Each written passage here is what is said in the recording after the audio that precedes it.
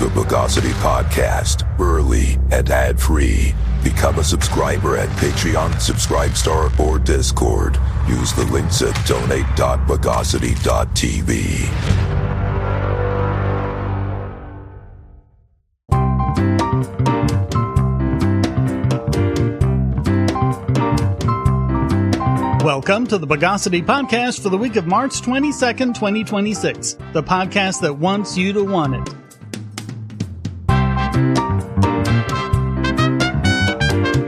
This is your host, Shane Killian. Next week is the 5th weekend of the month, so no podcast. But for now, let's delocalize the news of the bogus. The goal of AI is for it to be able to do anything humans can do. Of course, that isn't always good.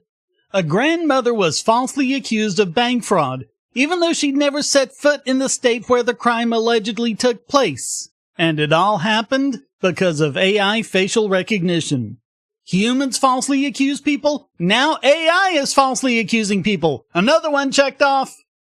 Okay, so look, AIs are gonna screw up. They're going to hallucinate. There are going to be false positives and false negatives and false everything else. Which is one reason among many that they shouldn't be used as evidence. Case in point, Tennessee grandmother Angela Lips, who was arrested by U.S. Marshals at her Tennessee home because a facial recognition AI matched her to surveillance footage from a bank in North Dakota. A suspect had allegedly used a fake Army ID to withdraw thousands of dollars.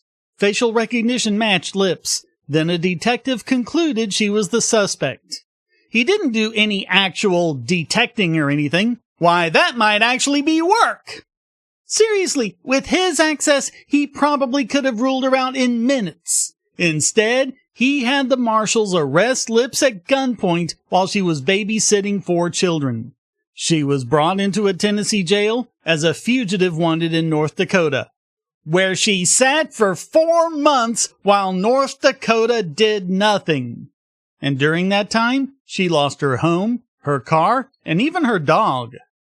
After 4 months, she was finally extradited to North Dakota, where she was able to hire a lawyer, and the lawyer easily gathered bank records and transaction logs and, as the detective should have done initially, easily showed she was in Tennessee, over 1,200 miles away from Fargo, where the crime was supposedly committed. After being incarcerated in June, she was finally released and all charges dropped on Christmas Eve. Quote, "While I was in jail, I lost everything. My family put my personal belongings into storage, but the bill couldn't be paid. Everything is gone.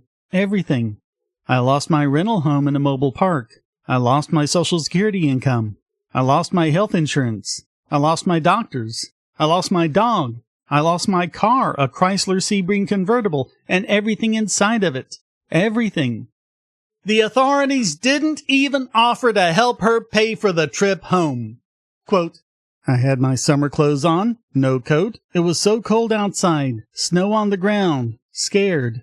I wanted out, but I didn't know what I was going to do, how I was going to get home." She also missed Halloween and Thanksgiving and had to deal with the humiliation of her neighbors watching her get arrested. Quote, "I am now living with neighbors in the trailer park. I have no car, no money, and no way to start over on my own. I have always been an independent woman. I cannot start life again with nothing." Now, understand, if you're held as a fugitive awaiting extradition, you don't get bail. So she had to stay in the Tennessee jail for 108 days. But Section 3182 of Title 18 of the U.S. Code regarding fugitives from state or territory to state, district, or territory quite clearly says that if the charging state doesn't show up within 30 days, they can let her go. So why didn't they? This should never have happened. And let's understand this. The problem here is not AI. The problem is government. Whatever benefit AI might have as an investigative tool, it should never have been used as evidence. In my opinion, any AI recognition should be treated like an anonymous tip. And we know how unreliable those are. Let me explain quite clearly how inexcusable this is. For 25 years since the Patriot Act, we've been living in this financial big brother dystopia. All of our bank records are spied on and recorded, and the government can grab our transactions and whereabouts from our phone companies at any time, no warrant needed. And we're supposed to believe they had no way of figuring this out for themselves and they just had to believe the AI? I mean, come on! One advantage of living in this privacy-destroying surveillance state has to be that they can easily find out if you're someone who had this bank account or not, or if you were anywhere near the state at the time. What's the purpose of all this financial spying otherwise? AI or not, she should have been eliminated as a suspect within minutes, likely with her not even knowing about it. The driving force behind the controversy around this story is AI. It shouldn't be. Blaming the AI is wrong-headed. Blame the police for continually refusing to do their jobs. Presenting the greatest game this side of Yugoth. You are H.P. Lovecraft's cat, and your name is Nick. Right, we can't say that on a podcast. Well, anyway, that's the point. Your name is a joke, so now you are out for revenge. You become a Necronomicat. Using the Necronomicon, you come to the present day to buy a cat. That's a gun. For a cat. It's a fat cat. But the Necronomicon is treacherous, and it let in Lovecraft's monsters. Now, in a crumbling world, you must fight. Build your team, buy guns and armor, buy items of dubious legality, defeat the bosses of each level, then take Lovecraft down. Play Necronomicat. The link is at cat.bogosity.tv. Yeah, we're doing cat.bogosity.tv, not that other one. What, you want me to get kicked off the internet or something?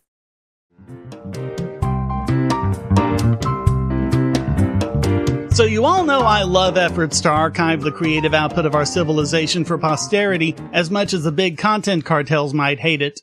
This story is about Gaming Alexandria, a website dedicated to the preservation of the history of gaming. Not the games themselves, but associated media such as box art, manuals, and journalism.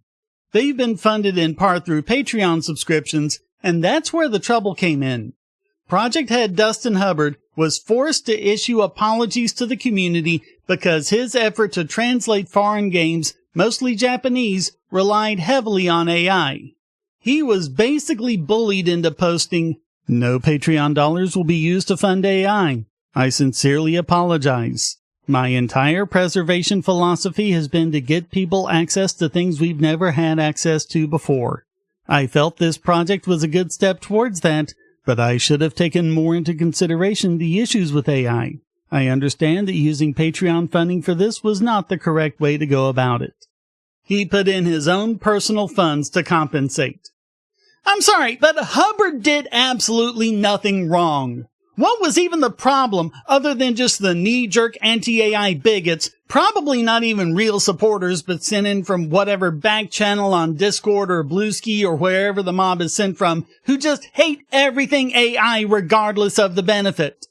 I mean, how many of them were offering to help translate? I'm guessing none. You went from a situation where content was inaccessible to a wide range of people to one where it was accessible. Maybe not perfect, maybe not as good as a real translator, but orders of magnitude better than nothing. What, because AI makes mistakes? Like human translators don't? Anyone else remember all your base R belong to us? His project is actually pretty awesome. He experimented with Gemini to make an OCR and translation process that could take scans of magazines and turn them into useful tools for Western researchers. Hubbard said he was blown away by the results. While he still recommends professional human translators where possible, he said that Gemini, quote, gets you a large percentage of the way there quickly. And so he vibe-coded an interface to show the original PDF scans alongside the AI-generated text for easy comparison. He posted the code to GitHub and shared the code on his Patreon as a beta. The tool runs locally on Windows, Mac, or Linux, and it can search, download, and edit Gaming Alexandria's files from the cloud or work with local files. Quote, "This app has been something I never would have dreamed could exist. Now I can finally read and enjoy these Japanese magazines I've been scanning for years. A large part of that is due to your believing in my work and funding me, so thank you so much for that." And the toxic backlash he got from that was insane. Legend of Zelda historian Max Nichols wrote on Bluesky, "I have canceled my Patreon membership and I will no longer promote the organization." Nichols later deleted the message, the coward. A lot of the mob seems to have come from there. Figures. The Discord mob also called Hubbard privileged and said he burned his good faith with the video gaming community for offering them a gift to the world that could not have existed otherwise. But through all the noise, there was the signal of reason. Game preservationist Chris Chapman wrote, "There's no world in which they could ever get hundreds of thousands of pages translated by hand. Error-prone searchability is more useful to more people than none at all. You're piling on the free time project of one guy who hasn't even woken up yet. Take a minute." Author and journalist Felipe Pepe wrote, "Brother, I published a free game book with 650 pages and saw 5 different crowdsourced translation teams give up because it was too much text and too time-consuming. Famitsu alone is over 1,900 issues, each with 100-plus pages. That's one magazine from one country. Human translation would be ideal, but it's impossible." Lots of organizations like Project Gutenberg have been using non-AI OCR and translation tools in the past, with results that are far from accurate or sometimes even readable. But no mob screeching about those. AI does a much better job, although far from perfect, and the mob bunches their panties about how the imperfections make it all horrible and Hubbard should be ashamed of himself. The apology and the promise not to use Patreon dollars for AI just isn't enough for the mob, of course. One of them wrote, "I encourage anyone currently supporting Gaming Alexandria on Patreon to pull their funding until they completely back away from ever using any kind of Gen AI ever again. This is an unacceptable response that doesn't seem to understand that any usage of it is unacceptable." You see how these extremists are? They don't actually care how well it works. It could be perfect and they'd still be against it. That's just an excuse. Also, this is one more example of why the last thing you should do is apologize to these people. Because they don't take it as an apology. They take it as an admission of guilt and use it as fuel to crank up their hate. They didn't behave the way they did because Hubbard did anything wrong. They did it because they hate it just to hate it. I was actually heartened by most of the comments in the Ars Technica article.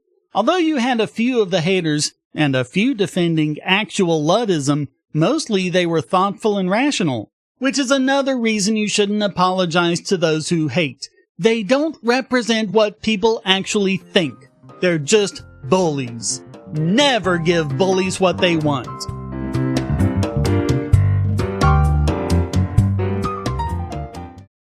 I'm brother Ezekiel, and I know how naughty thou hast been. So naughty, thou needst a VPN. Hide thy iniquity from prying eyes, and make sure the liturgical authorities remain ignorant.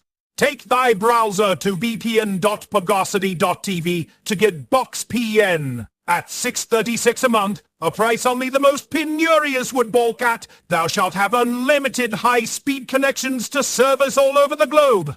And they don't log connections. Thy privacy is assured. That should please you sinners. Just remember, the Lord sees all. When traveling, make it look like thou art still home. At home, ensure the elders at your ISP don't take out their judgment with traffic shaping and DMCA notices. Up to 5 devices can connect at once, almost one for every deadly sin. Keep thy sins private. Go to bpn.bogosity.tv.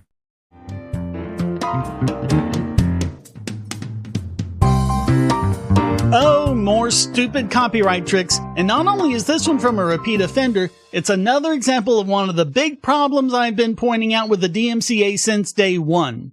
With the DMCA, anyone can just make a copyright claim and get a video or web page or whatever stricken and taken down for 10 business days. You don't even have to prove who you are. True, you do this under penalty of perjury, but even after millions of false DMCA claims since the law passed, no one has been able to find a single example of even one of them being so much as charged with perjury.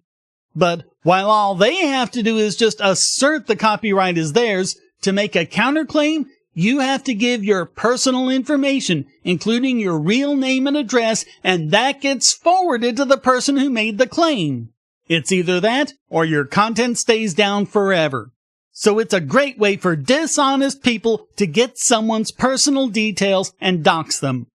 Dishonest people like the Jehovah's Witnesses. The EFF has had to step in once again to help people being bullied and abused by false DMCA takedowns issued by the Watchtower Bible and Tract Society.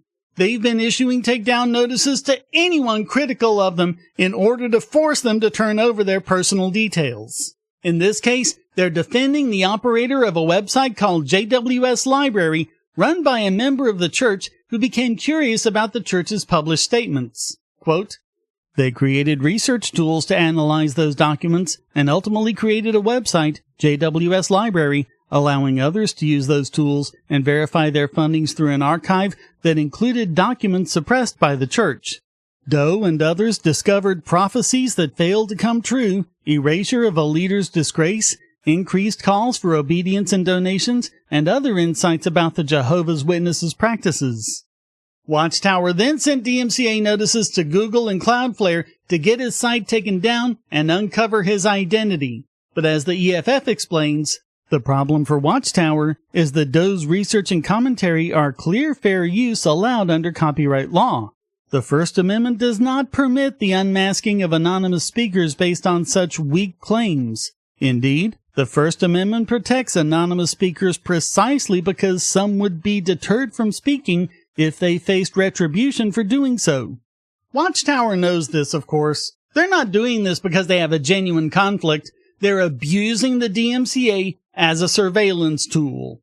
Which, again, as I've pointed out from the beginning, isn't really abuse because that's what was intended right from the start. Why else would that asymmetry have been deliberately written in the law to begin with? This wasn't just foreseeable, it was foreseen. The one time Watchtower actually went to court over it against a critic using the pseudonym Kevin McFree, things didn't go well. A judge started actually questioning what they were doing, and Watchtower dropped the case like a hot potato. The shameful thing is, this is a very different Jehovah's Witnesses from what we've seen in decades past. They fought for the right to go door to door without the government compelling their speech. They fought the requirement that school children say the Pledge of Allegiance. They fought against the government forcing speech on a car's license plate that had nothing to do with the tag number. They've been one of the biggest voices for the First Amendment in the country's history. Unless, of course, you start to criticize them. Funny how that works.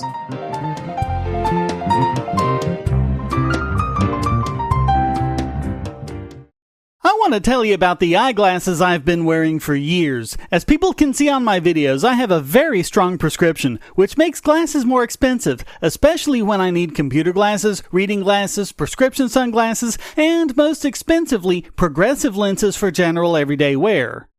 To save money while still getting quality glasses, I get them from Firmoo. In fact, I just got a pair of progressives with high-index aspherical lenses and a nice pair of frames my wife loves for just over $100. It would have been $500 to get them through my eye doctor. Not only do they look good, the glasses are durable. I've worn many pairs for several years without problems. All orders come with a 30-day return policy, a 3-month warranty, and one-on-one customer service. Go to Firmoo, that's FIRMOO.Bogosity.tv anytime you need quality glasses at a low price.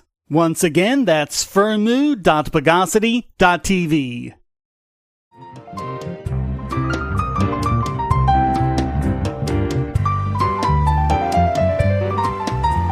And now it's time to prefabricate this week's biggest Bogon emitter. Back in the 13 October 2024 podcast, we gave it to Apple for their takedown of the Musi app, in which they engaged in hysterics, calling it piracy, and removing it from their app basically because YouTube screeched loudly about it. Abuse of app stores is an ongoing and continuing problem. But this week, we have to switch it up and give it to Musi. Well, at least you can't accuse us of being biased. The fact is, at the end of the day, Apple has the choice over what it does and does not allow in its App Store. While there may be good arguments to make about the contractual relationship Apple might have violated with actions like this, the Musi lawyers for some reason chose not to make any of those.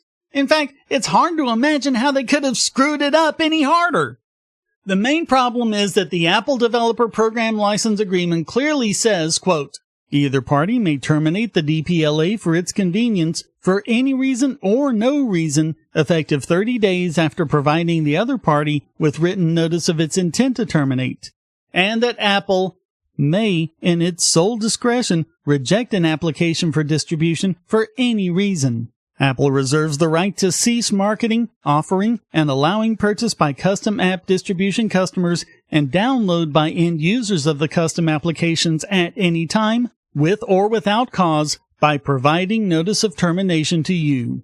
Judge Yumi K. Lee of the Northern District of California ruled, in sum, these provisions establish that the DPLA is mutually terminable by either party, and applications may be removed from the App Store by either party upon satisfying the relevant notice requirements. The DPLA also establishes a non-exclusive dispute process the developer must follow in response to complaints. Musi fails to plausibly allege that Apple breached the DPLA by removing the Musi app from the App Store. The plain language of the DPLA governs because it is clear and explicit. Apple may cease marketing, offering, and allowing download by end users of the Musi app at any time, with or without cause, by providing notice of termination. Based on this language, Apple had the right to cease offering the Musi app without cause if Apple provided notice to Musi. The complaint alleges, and Musi does not dispute, that Apple gave Musi the required notice. Therefore, Apple's decision to remove the Musi app from the App Store did not breach the DPLA. Musi tried to argue that the language limited Apple's removal rights, even though the clause says, quote, without limiting the generality of this section. When the clause you're relying on to be limiting specifically says without limiting, well, that's just a dumb move on your part. While there is an implied covenant of good faith, you can't use that to contradict express terms of the contract. Apple had an express right to remove the app. Full stop. The court wasn't going to imply an obligation that directly contradicts what the parties wrote down. Musi was given a chance to make an amended complaint, and they were given 2 full months of expedited discovery to try to build a better complaint. And they still couldn't state a viable claim. They could only reference vague additional details without actually identifying any. The FAC reads more like a conspiracy theory with allegations of collusion between Apple and music industry players that they couldn't even name. Quote, Musi's failure to identify any such fact in its briefing or argument supports dismissal without leave to amend. Musi already had the deposition testimony and documents from Apple when it amended the complaint. Indeed, the court further extended Musi's deadline to amend the complaint after discovery concluded, so Musi could use Apple documents and witness testimony to amend the complaint, which Musi did. For all these reasons, dismissal is without leave to amend.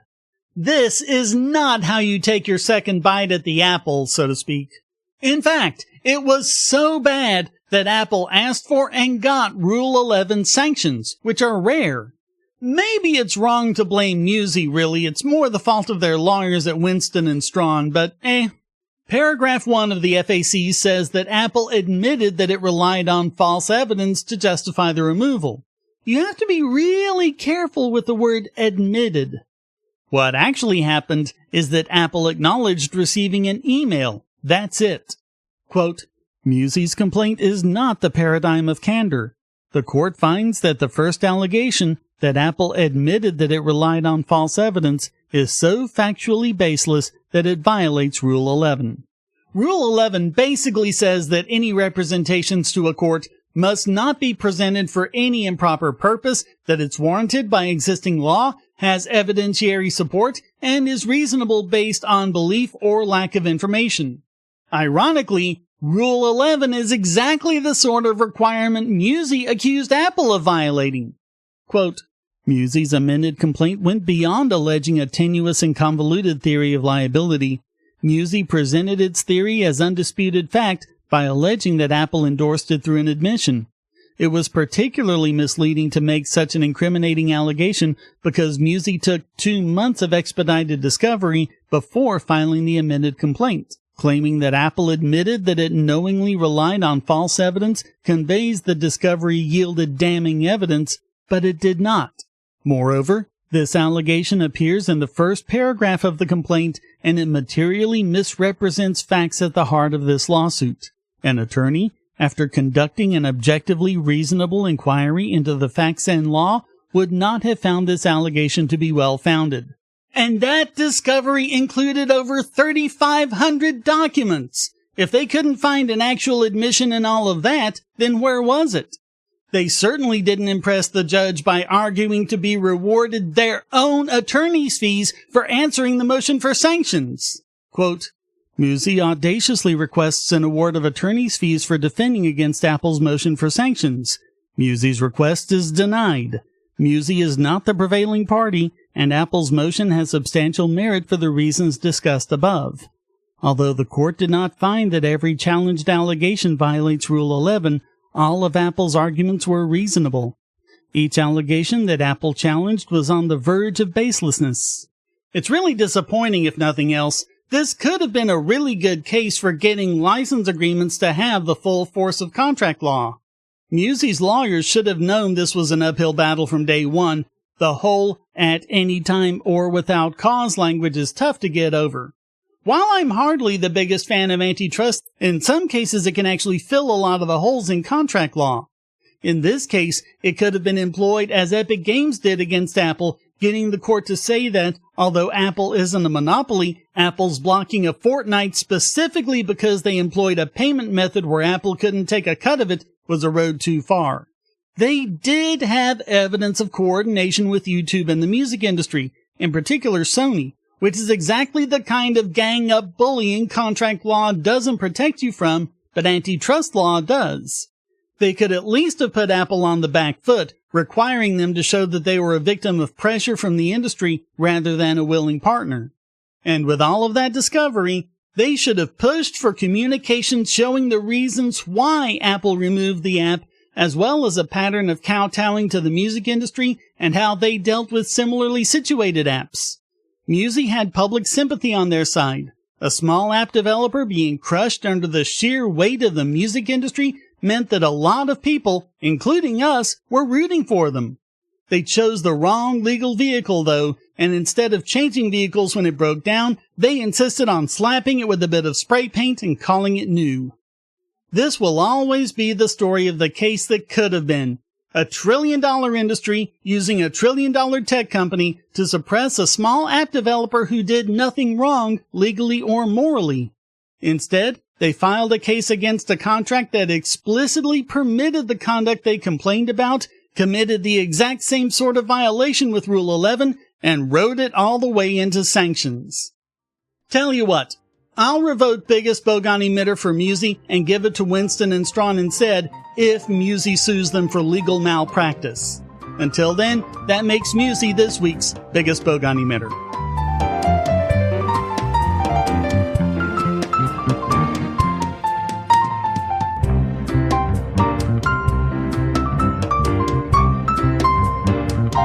And now let's pre-post-structuralationalisticalify this week's Idiot Extraordinaire. And it's another one for The Guardian for combining anti-nuclear Bogosity with NIMBY fear-mongering. It all starts with the headline, Miliband reveals plans that could mean nuclear power plants built near homes. They attack Britain's Secretary of State for Energy Security and Net Zero, Ed Miliband. his office released a statement illustrating his plan to overhaul the country's nuclear system to speed up building and cut costs. Quote, "The core of the plan is a move towards smarter regulation, proportionate, focused on real risk, rooted in evidence, and designed to effectively protect nature and biodiversity." Whereupon The Guardian and a bunch of others screeched irresponsible deregulation and putting nature at risk. That apparently includes a new £14.2 billion nuclear station as well as building SMRs. Environmental lawyer, that really lets you know what to expect, doesn't it? Alexa Fulver screeched. No ecologists or environmental specialists were invited to shape these proposals into anything that resembles a win for nature. Yeah, there's a reason for that. Quote, "This is irresponsible deregulation at a time when the true human and national costs of nature degradation are becoming more fully understood." What nature degradation do you think nuclear plants cause? As opposed to what? Chopping down trees to make solar farms? Or interrupting weather cycles with windmills? Quote, "This was a chance for the government to design resilience into our industrial strategy, and the government didn't take it. The only kind of resilience we can really have with energy is nuclear. And you're far better off having a nuclear plant closer to homes than you are with an unreliable grid that's constantly having to rely on volatile fossil fuel markets to compensate." Instead of reporting on what the secretary actually said and did, they gave megaphones to crazy environmentalists who have been keeping us in the dark, literally, for far too long. Just once again, keep this in mind whenever they and theirs mouth off about zero carbon and sustainability and global warming. Because we have the solution for it. And you people always oppose it with everything you have. So all of that makes The Guardian this week's Idiot Extraordinaire.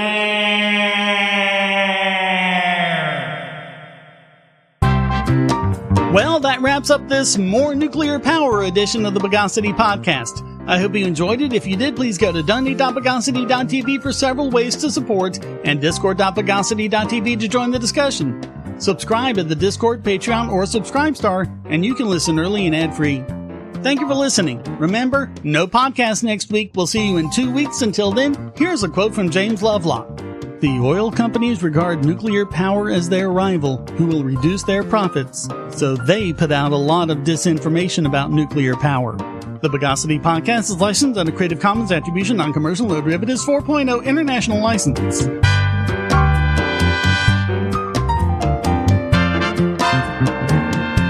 Bogosity.